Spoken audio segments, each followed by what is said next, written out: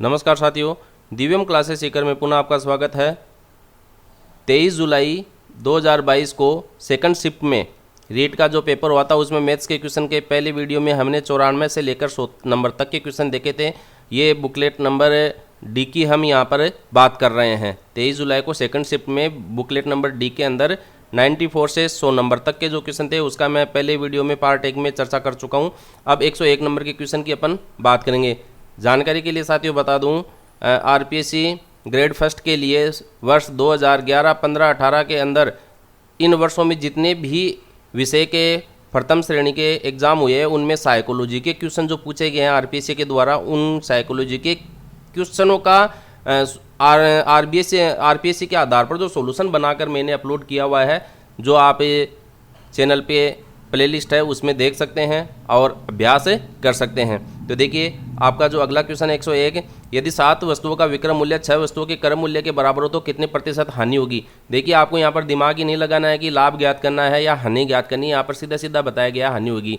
जैसे मान लीजिए 6 वस्तु है और 6 रुपये की है और ये 7 वस्तु है, इसके क्रय मूल्य के बराबर होगी, यानी कि एक वस्तु ये ज़्यादा बेच रहा है उतने ही रुपये में, तो उसको हानि हो रही है। तो इस प्रकार के क्वेश्चन को करने के लिए आपको एक डायरेक्ट फॉर्मूला दिया जाता है, इसको आप अप्लाई करके हल कर सकते हैं। यदि आप इसका पूरा सॉल्यूशन चाहते हैं तो आप हमें कमेंट बॉक्स में जाकर कमेंट करें, तो इसका जो लॉन्ग जो मेथड है उसके आधार पर मैं इसका सॉल्यूशन आपको अपलोड कर दूंगा।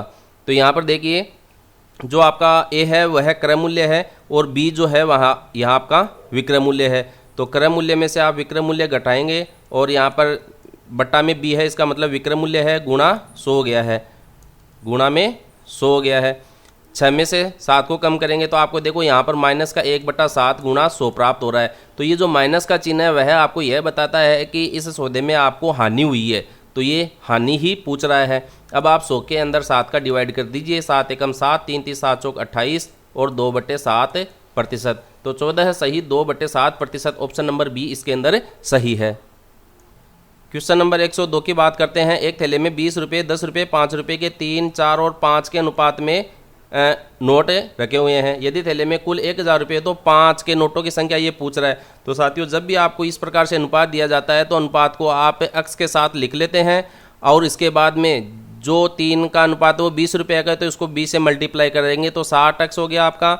और ये 4 जो है 10 का अनुपात है तो ये 40 अक्स हो जाता है और 5 5 25 अक्स हो जाता है। अब ये जो अनुपात है इनका योग आपको 1000 रुपये दे रखा है, यानी कि ये जो इतने रुपये के नोट है इनके का योग करेंगे तो 1000 मिलेगा। तो 6 4 10 125 अक्स प्राप्त हो जाता है इनका योग और ये 1000 रुपये के बराबर है। यहाँ से अक्स की वैल्यू अगर आप ज्ञात करते हैं 1000 में 125 का डिवाइड करेंगे तो आपको 8 प्राप्त हो जाता है, यानी कि एक्स की वैल्यू 8 मिल गई।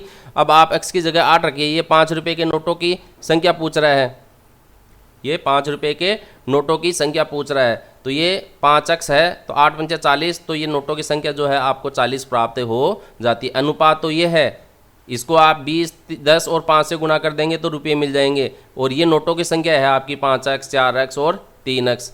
अब हमने इसको रुपये से मल्टीप्लाई कर दिया नोटों को। जैसे 50 के 4 नोट है तो ये तो यहाँ पर नोटों की संख्या है, ये फिर जितने जितने थे इनके ये 20 या 60 हो गया था, रुपये हो जाते हैं आपके। तो इसमें ये ऑप्शन सही हो जाता है। आगे का जो क्वेश्चन है, यदि किसी भिन्न के अंश और हर का योग 55 है तथा भिन्न का मान 3/8 है तो भिन्न का मान आपसे पूछा गया है। 103 नंबर का जो क्वेश्चन है, यदि किसी भिन्न के अंश और हर का योग 55 है तथा भिन्न का मान 3/8 है तो भिन्न कितनी होगी। तो देखिए अंश और हर का पहले तो योग कर लीजिए, 3 2 5 55 हो रहा है, 5 50 और 5 55 हो रहा है और ये 55 नहीं हो रहा है, तो ये तो है नहीं। अब इन दोनों में देखिए अंश और हर को आप आपस में काटते हैं तो 3/8 किस में मिल रहा है। तो यहाँ से आप अगर कोई सा भी 5 का भाग लगाते हैं तो 4 और ये 7 मिल रहा है, इधर से 1/ आपको 10 मिल जाता है, यानी कि 3/8 भिन्न का मान मिल जाए, ऐसी कोई भिन्न इसमें यहाँ पर नहीं है। तो ये ऑप्शन यहाँ पर इनमें से कोई नहीं है का सही रहेगा। ऑप्शन नंबर डी इसमें आपका सही है। अब क्वेश्चन नंबर 104 है, यदि एक तिर्यक रेखा 2 समांतर रेखाओं को प्रतिच्छेद करे तो संगत कोणों का प्रत्येक युग्म क्या होता है। देखिए कोई भी जो समांतर रेखा होती है उसको कोई सी भी तिर्यक रेखा यदि प्रतिच्छेद करती है तो उनके जो संगत कोण होते हैं वो सदैव बराबर होते हैं। तो ऑप्शन नंबर सी इसके अंदर सही है। समकोण त्रिभुज 105 नंबर का क्वेश्चन, समकोण त्रिभुज में सबसे लंबी भुजा क्या कहलाती है। एक जो समकोण त्रिभुज होता है उसके अंदर सबसे लंबी भुजा उसकी कर्ण होती है। ये इसका जैसे आधार हो गया और एक होता है इसके अंदर लंब। तो कर्ण आपका ऑप्शन नंबर ए इसके अंदर सही है।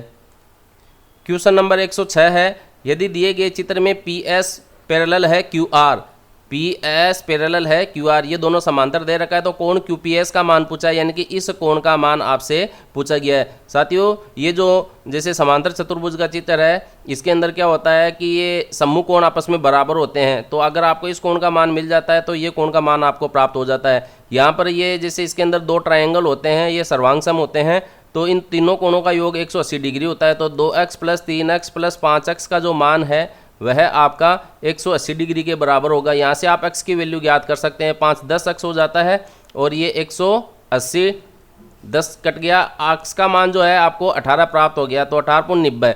तो ये जो कोण आपको मिल रहा है वह 90 डिग्री का प्राप्त हो रहा है, QPS। तो ऑप्शन नंबर बी इसके अंदर सही रहेगा। 107 नंबर का जो क्वेश्चन है, पंचभुज के सभी अंतः कोणों का योग क्या होता है। तो साथियों पंचभुज का मतलब बहुभुज हो गया, बहुभुज कोई सा भी हो उसके अंतः कोणों का मान ज्ञात करने के लिए सूत्र होता है n-2 × 180। यहाँ पर पंचभुज बहुभुज की भुजाओं का मान होता है, पंचभुज है यानी कि 5, तो 5 में से आप 2 को माइनस कर दिए और 180 से मल्टीप्लाई कर दीजिए। 3 18 3 54 यानी कि 540 डिग्री इसका उत्तर होगा। ऑप्शन नंबर डी आपका इसके अंदर सही है। 108 नंबर का जो क्वेश्चन है, एक वृत्त की त्रिज्या 6 सेमी तथा P कोई बिंदु है जो केंद्र से 10 सेंटीमीटर दूर है, तो P से वृत्त पर खींची गई स्पर्श रेखा की लंबाई कितनी होगी।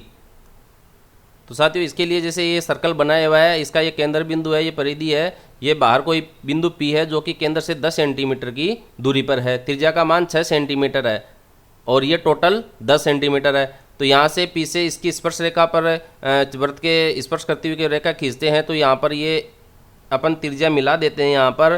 तो जहाँ पर भी स्पर्श करता है स्पर्श रेखा वृत्त की परिधि पर, वहाँ से अगर हम इसके केंद्र से उस बिंदु को मिलाते हैं तो वो लंबवत होते हैं एक दूसरे के, तो ये 90 डिग्री का कोण यहाँ पर बनता है। तो यहाँ पर देखिए ट्रायंगल अपने को प्राप्त हो गया है जिसकी ये भुजा जो है 10 सेंटीमीटर है और ये 6 सेंटीमीटर है, तो आपको लंब का मान ज्ञात करना है। तो जो लंब का स्क्वायर है वह कर्ण का स्क्वायर माइनस आधार का स्क्वायर हो जाता है। यहाँ पर समकोण त्रिभुज का जो ये फॉर्मूला है, कर्ण का मान 10 का मतलब 100 हो गया, आधार का मतलब 36 हो गया, तो ये 64 प्राप्त हो जाता है 8, यानी कि एल का मान अगर आप ज्ञात करते हैं, लंब का मान ज्ञात करते हैं तो 8 सेंटीमीटर मिलेगा। ऑप्शन नंबर सी इसके अंदर आपका सही है। 109 नंबर का क्वेश्चन साथियों, एक समकोण त्रिभुज में यदि इसकी भुजाएं 15 सेंटीमीटर और 8 सेंटीमीटर एक दूसरे के लंबवत हो तो इसका परिमाप कितना होगा। त्रिभुज का परिमाप आपसे यहाँ पूछा गया है। तो देखिए एक तो भुजा ये ले ली, दूसरी भुजा ये ले ली, एक दूसरे के परपेंडिकुलर है, तो ये एक समकोण त्रिभुज बन गया है। तो इसमें हम इसके कर्ण का मान ज्ञात कर सकते हैं। तो कर्ण स्क्वायर बराबर होता है आपका आधार स्क्वायर प्लस लंब स्क्वायर, तो इन दोनों का वर्ग करके जोड़ते हैं तो 289 होता है। फिर कर्ण स्क्वायर है तो इसका अपन वर्गमूल ज्ञात करते हैं तो 17 प्राप्त हो जाता है, यानी कि कर्ण भुजा का मान 17 प्राप्त हो जाता है। अब ये 3 भुजा प्राप्त हो गई, परिमाप इनका जोड़ हो जाता है, तो ये आपका 40 सेंटीमीटर प्राप्त हो जाता है। 15 + 17 32 और 8 40 सेंटीमीटर, यानी कि ऑप्शन नंबर ए इसके अंदर सही है। 110 नंबर का जो क्वेश्चन है, 1 2 3 4 n संख्याओं का समांतर माध्य कितना होगा। तो ये सीधा सीधा क्वेश्चन बी नंबर का ऑप्शन सही है। n + 1/2 सभी संख्याओं का योग प्लस 1/2। वीडियो के अगले पार्ट में हम जो शेष बचे हुए प्रश्न हैं उनके हल को लेकर आएंगे। साथियों जानकारी के लिए बता दिया जाता है, आरपीएससी प्रथम श्रेणी व्याख्याता भर्ती परीक्षा 2011, 15, 18 में हुई थी आपके। तो इन वर्षों में आयोजित भर्ती परीक्षाओं के साइकोलॉजी के जो 30 प्रश्न हर सब्जेक्ट में पूछे जाते हैं, उनके सभी के सॉल्यूशन आरपीएससी की के अनुसार बनाकर तैयार करके हमारे चैनल पर जो प्लेलिस्ट है उसके अंदर अपलोड किए हुए हैं। पूरे 34 विषयों के आपको सॉल्यूशन एक जगह मिल जाएंगे। हर वीडियो लगभग 10 मिनट का है। 10 मिनट में आप 30 प्रश्नों का अभ्यास इस दौरान कर सकते हैं। धन्यवाद।